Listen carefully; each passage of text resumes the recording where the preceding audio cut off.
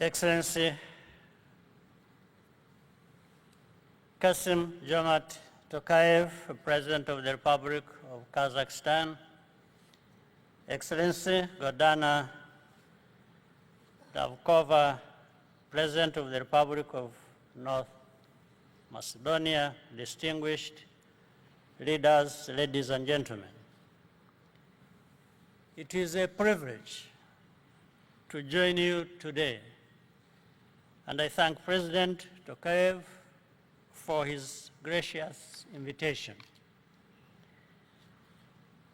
Kazakhstan's prosperity is a reflection of its bold leadership and the resilience of the Kazakh people. This forum has become a vital platform not only for dialogue, but for pragmatic cooperation in a world that is increasingly fragmented. This year's focus rightly underscores that global challenges are deeply interconnected, and our responses must be just as integrated. This calls for a shift in the way we approach foreign policy and international cooperation. In Rwanda, we have learned that external alignment without internal stability only deepens our vulnerabilities. Our priority is therefore focused on what delivers real and measurable benefits to our people. This includes prioritizing peace and security, strengthening economic self-resilience, and accelerating regional integration. Our engagements with international partners are grounded in a mutual respect and reciprocity, not dependency. This is the principle that should apply to the global economy and how it functions. The COVID pandemic exposed how fragile and unequal our financial systems have become. Since then, many developing countries remain trapped between rising debt, shrinking fiscal space, and harsh borrowing terms. There has been much talk of reforming the global financial architecture so that it is fit for purpose. But the problem we have is not just structural, it is political. The rules of the system are quite often enforced unequally.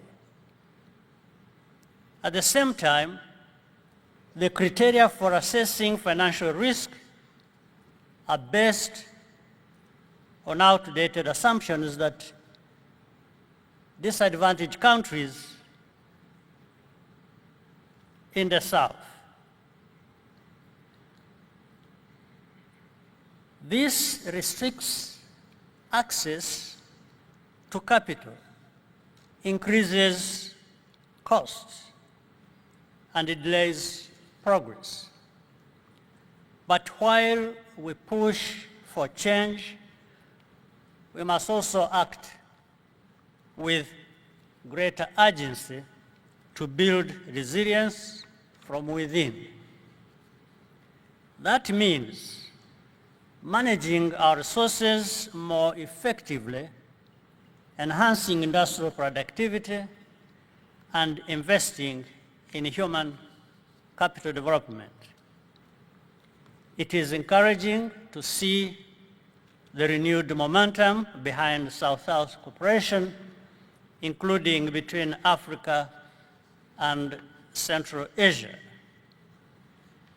This is not an alternative to global engagement, but a necessary complement that provides a stronger collective voice on issues that affect us all.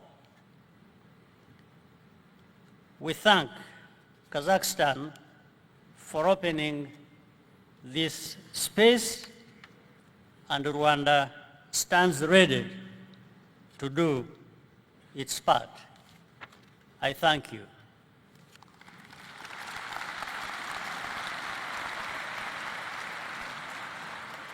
President Kagame, thank you so much. I want to ask you your point about building resilience from within, because it's something that you've talked about now for many years, whether that's education, partnerships, as President Tokayev talked about with other nations, Kazakhstan, of course, being one of them, select investment.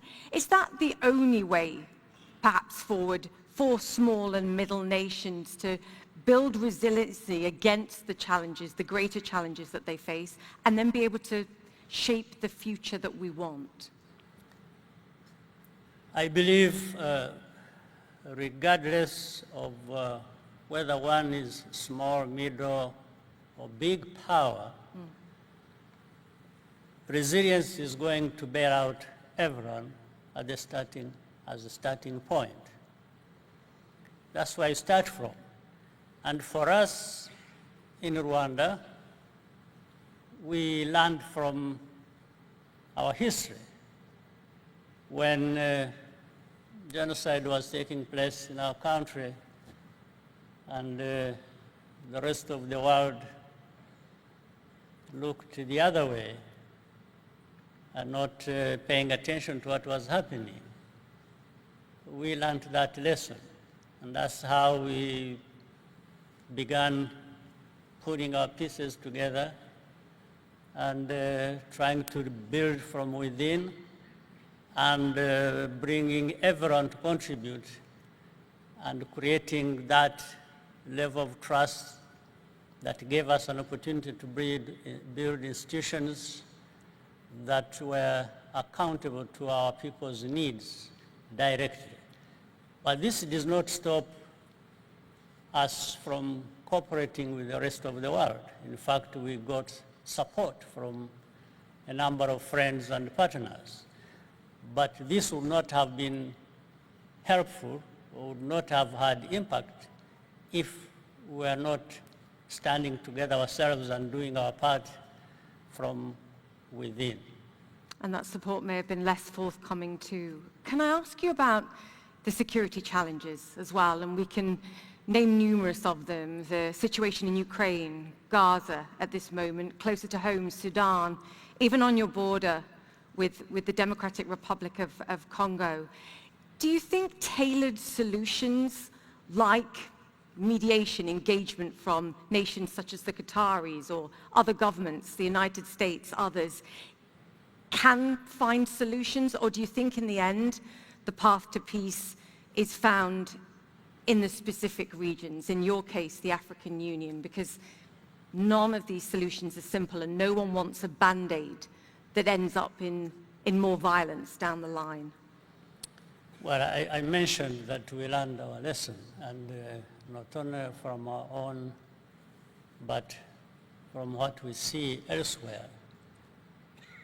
Security is very important, and peace, for any development or meaningful one to take place. But what we have also learned is that some of these conflicts have root causes. They just don't emerge from nowhere and you have conflicts. No, there are these histories that have not been resolved over many years, and are the ones fueling conflicts over and over again. Now, what we have across the world, we find there is more paying attention to managing conflicts rather than addressing these root causes. And all you expect, therefore, you can cool down the situation, and a few months, few years later, you have the same crisis getting worse, or others emerging, branching from what you are trying to resolve. So you don't just manage conflicts, you address the root causes. And that's what has been lacking in most of the cases that I'm aware of, including our own in the region, the one we have in the region affecting all of us. So, and we have the whole world paying attention, making a lot of noise, but all they do is just have ceasefires and short-term peace and discussions over it and so on and so forth. And then it spirals back to where we were at the beginning. So the root causes must be paid attention to in order for the lasting solution to be found for the conflicts. Understand the history, understand the vested interests, and understand where nations lie. Right. Very quickly, you're a pragmatist, I think, as a leader, but what I also notice is you're an optimist. What keeps you optimistic? Because we've listed a whole load of challenges already today. Well, I start with knowing where I have come from as a person and my country.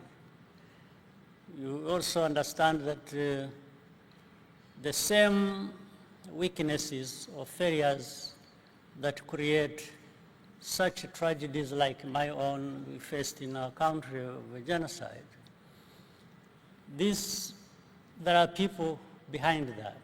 There is politics behind that.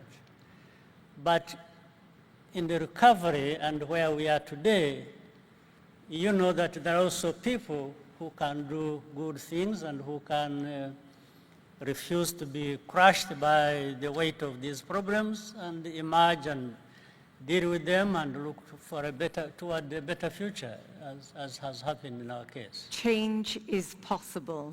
I think that's the message. Change is possible. The President of Rwanda, Paul Kagame. Thank you, sir. Thank you. Thank you.